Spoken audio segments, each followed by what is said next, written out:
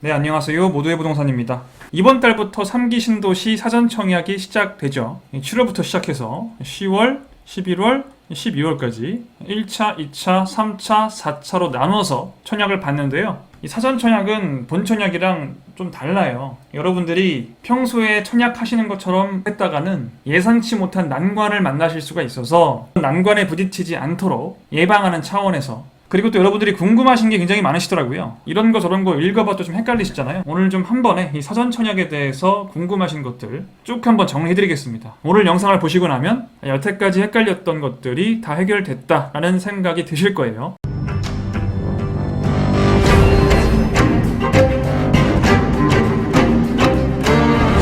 자, 일단 사전 청약은 이런 식으로 진행을 할 거예요. 일단 2021년에 청약하는 곳들만 이만큼입니다. 2022년, 내년에 한 번 더 해요. 올해는 1차, 2차, 3차, 4차 나눠서 하고, 자, 가장 중요한 거, 사전 청약은 1차에서 당첨되면 2차, 3차, 4차는 못합니다. 이게 제일 중요해요. 여러분이 1차에서 미래 신혼 희망타운에 당첨이 됐어요.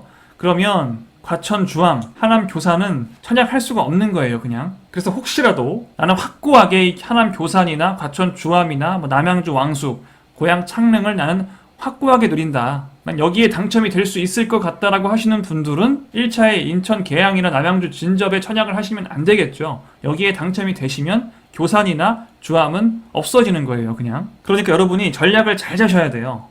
내가 어디까지 당첨될 수 있는 통장 가액을 가지고 있느냐. 내가 통장에 2천만 원이 있는데 서울 살아요. 어디를 내가 노리는 게 맞을까?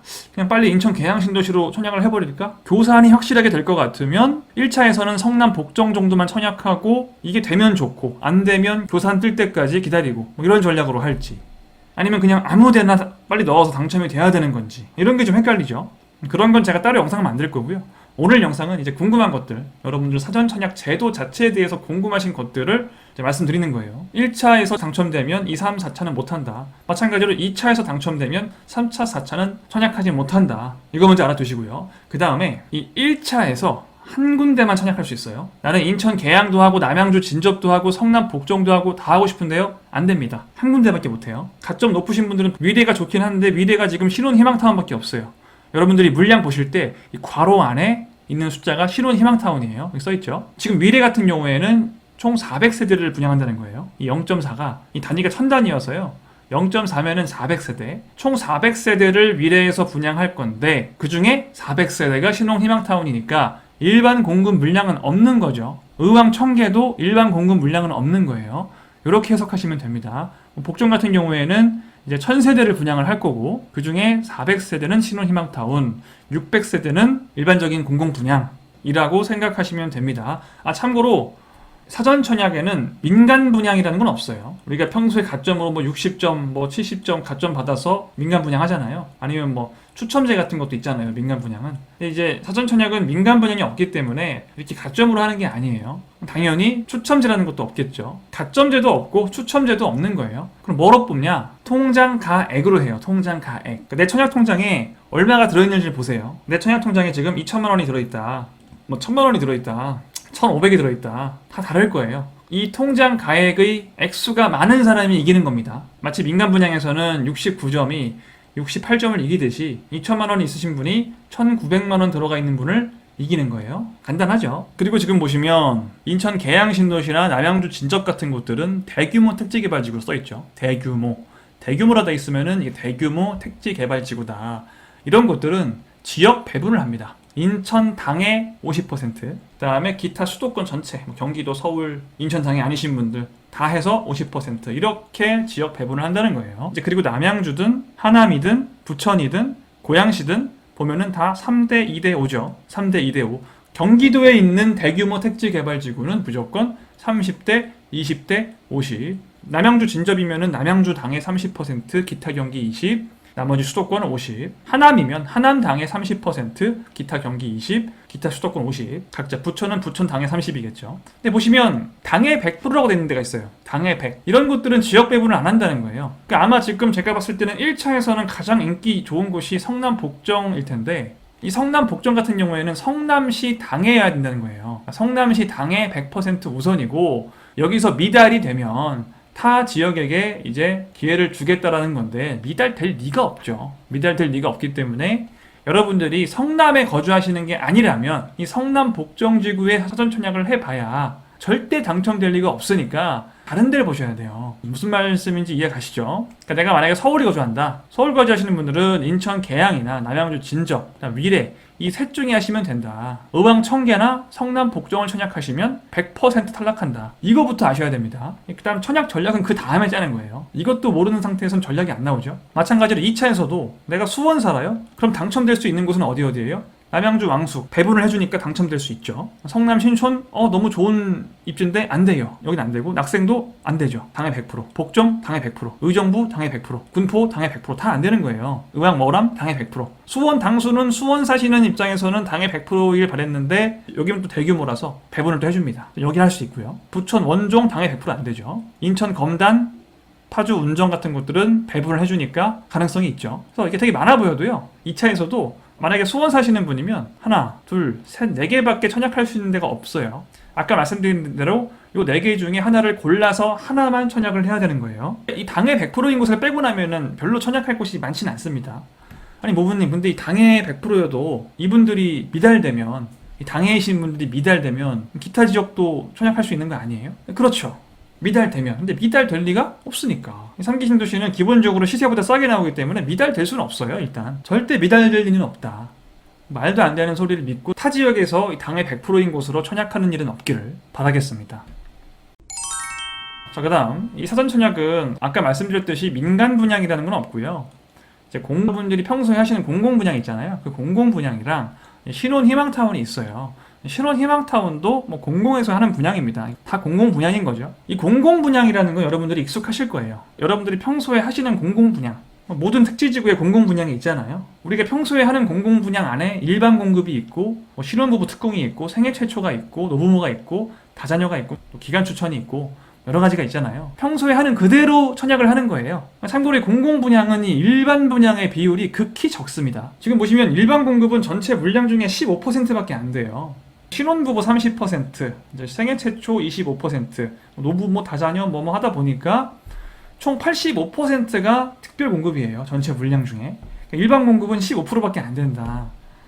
일반 공급에 당첨되려고 하시는 분들은 청약 통장의 가액이 굉장히 높아야 될 것이다. 기본적으로 인기가 많은 지역, 뭐 성남이나 유대 같은 곳들은 기본적으로 한 2천만 원 이상은 돼야 내가 당첨권이겠구나 생각을 하실 수 있을 거예요. 내가 이 특별공급 대상이 되신다면 적극적으로 특별공급을 노리시기 바랍니다. 어차피 우리가 한 단지를 골라야 되긴 하는데 그 하나를 특별공급도 청약을 하고 일반 공급으로 또 청약을 할 수는 있어요. 이건 원래 그렇죠. 원래 우리 평소에 항상 어떤 곳에 청약을 하든 간에 특별공급과 일반 공급은 중복이 됩니다. 보통 특별공급을 먼저 하고 다음날 일반 공급을 하죠. 내가 한 군데만 고르는 건 맞는데 특별공급, 일반 공급은 다 청약할 수 있어요. 선발 방식은 평소에 선발하는 방식과 똑같습니다. 이 신혼부부 특별공급도 뭐 따로 가점이 있잖아요. 그 가점에 따라서 선발하는 거고요. 생애 최초 같은 경우에는 조건을 만족하면 100% 추첨이에요. 노부모 부양 같은 경우에는 일반 공급과 선발 방식이 같기 때문에 통장에 액수가 많으면 이기는 거예요.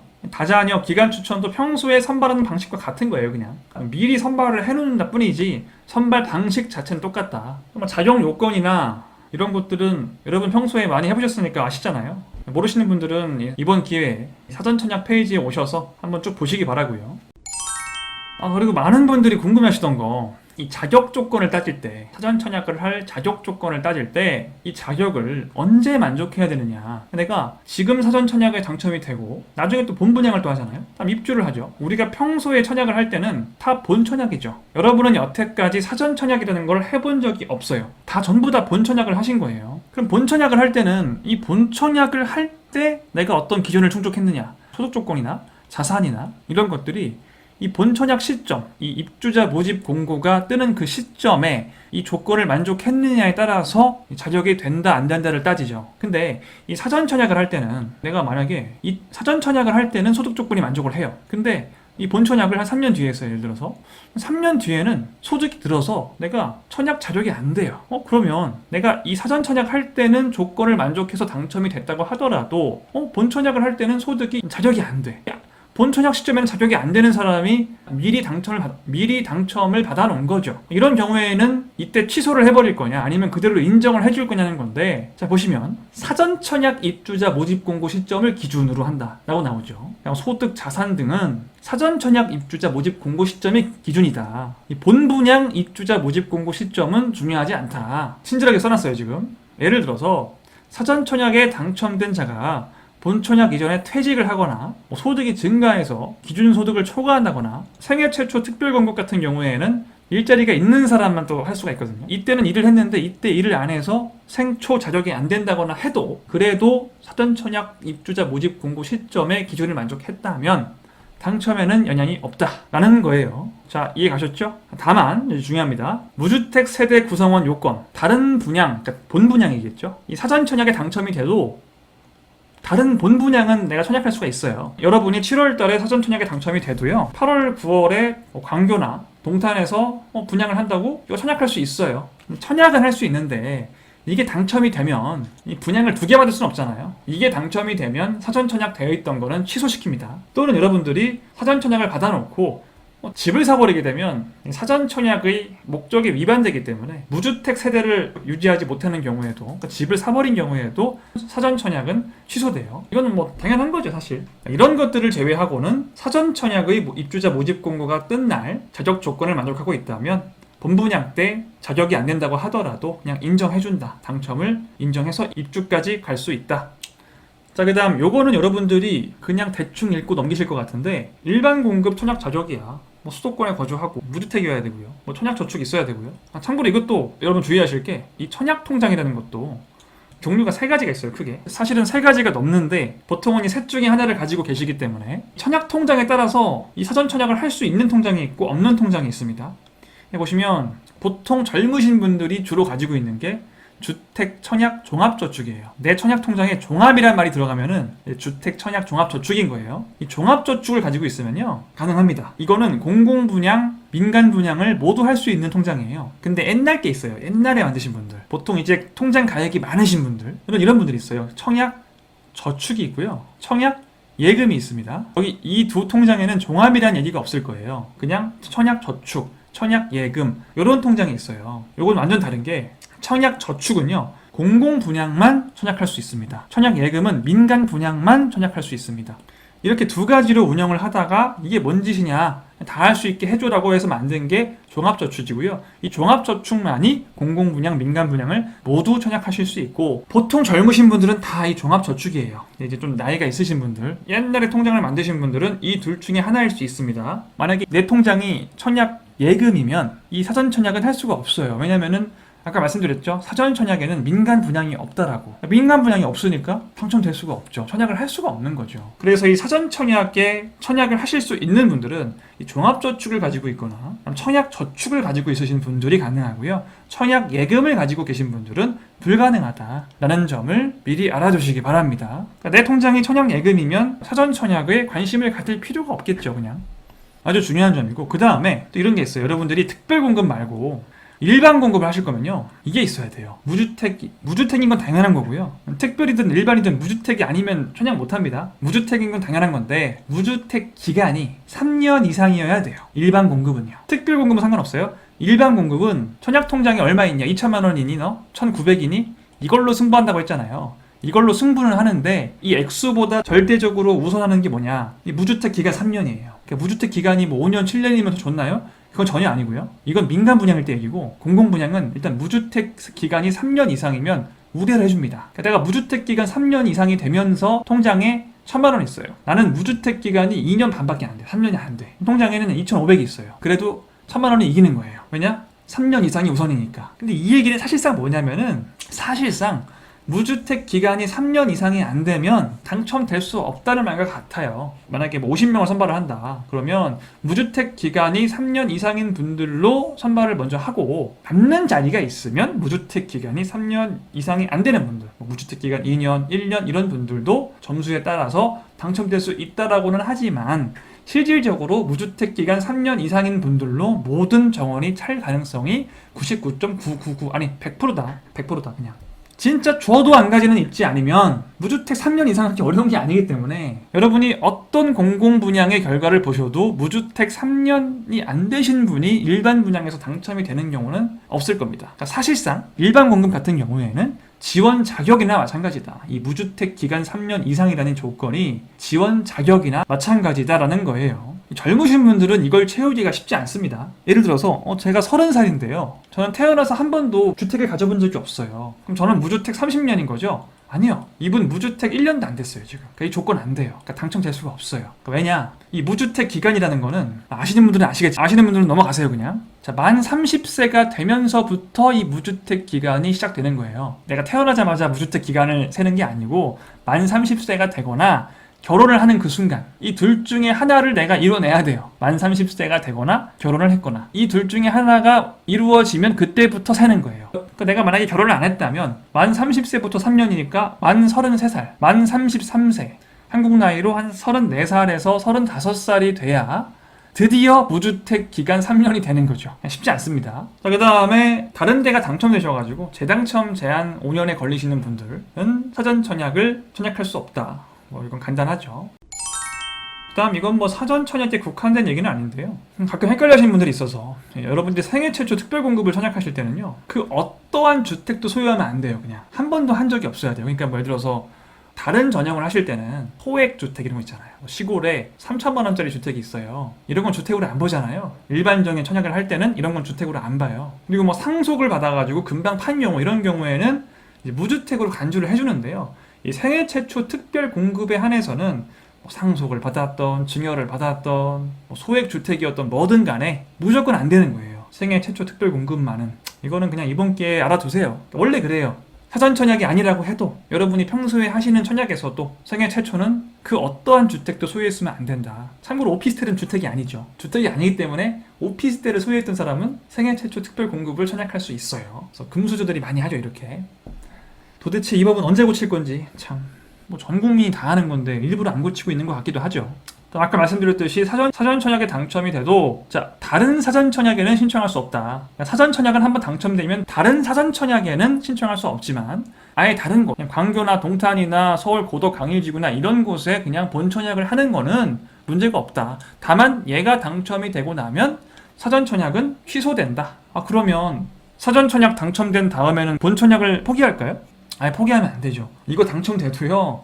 얘의 또 본 청약이 있잖아요. 얘는 언제 할지 몰라요. 제가 7년, 8년도 걸릴 수 있다고 했어요. 길면. 이 사전 청약은 그냥 안전빵으로 하나 해놓고 그 다음부터 다른 본 청약에 적극적으로 청약하셔야 됩니다. 본 청약, 광교나 고덕 강일지구나 동탄이 되면 좋고 이게 훨씬 좋은 거고요. 이게 안 되고 다 안 되면 나중에 사전 청약이라도 하나 있으니까 요걸 들어가면 된다는 어떤 보험용으로 해놓는 거지.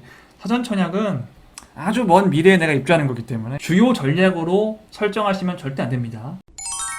그리고 참고로 이렇게 소득 기준 있잖아요. 여러분들이 신혼부부 특별공급을 청약하려고 하시면 배우자 소득 U인 경우에는 맞벌이인 경우예요. 이건 외벌이, 맞벌이, 외벌이. 참고로 신혼부부 특별공급은 우선공급에 들어가야 가능성이 큽니다. 내가 자녀가 한 명이라면 최소한 우선공급 소득 조건은 맞춰놔야 뭔가 당첨권이 들어갈 수 있을 거예요. 내가 자녀가 한 명인데 신혼부부 특별공급으로 당첨이 되고 싶다 하면 보통 물론 이건 지역마다 달라요. 이 소득이어도 가능한 곳이 있을 거고 이 소득으로도 안 되는 곳이 있겠죠. 자, 이때는 우리가 가족이 3명 이하면 가족이 3인일 거 아니에요. 남편, 아내, 자녀 3명이죠. 소득이 요 안에 들어와야 된다라는 얘기예요. 세전 월급이요. 세전. 세후 말고. 그러니까 외벌이는 되게 쉬워요. 전반적으로 외벌이가 되게 소득 맞추기가 쉽습니다. 맞벌이가 되는 순간 맞벌이면은 한 명이 벌 때 600만 원이면 두 명이면 1200이 돼야 되는데 이게 둘이 벌면 또 720이에요. 한 명이 500을 벌어버리면 나머지 한 분이 한 300만 벌어도 720을 초과하죠. 근데 어려운 거죠. 아무튼 그 소득은 여기서 확인하시면 돼요. 신혼 희망타운은 소득이 70%면은 또 우선공급에서는 우대를 또 해주기 때문에 혹시 내가 70% 미만이 아닌가를 잘 보세요. 이게 매년 기준이 바뀌기 때문에 지금 이 영상에 나오는 이 표 기준입니다. 내가 작년, 재작년까지는 이 소득을 맞출 수가 없었는데 이제는 맞출 수가 있네? 라는 분들이 있을 겁니다. 소득 기준이 올라가서. 어떻게 보면 여기 딱 걸쳐 있으신 분들께는 다행인 거죠. 하마터면 못할 뻔했어요. 그죠? 이렇게 해서 대충 궁금하신 것들은 말씀을 다 드려본 것 같아요. 근데 그래도 아마 제가 아무리 상세하게 했다고 해도 또 이제 궁금하신 것들이 있을 거예요. 여러분들이 댓글에다가 어떤 것들이 궁금한지를 달아주시면은 많이 물어보시는 것들은 제가 따로 한번 영상을 만들어서 2편, 3편 이렇게 제작을 한번 해보겠습니다. 이 사전 영상을 마치겠습니다. 많은 분들께 도움이 됐으면 좋겠네요. 모두의 부동산이었습니다. 여러분 다음 시간에 만나요. 안녕.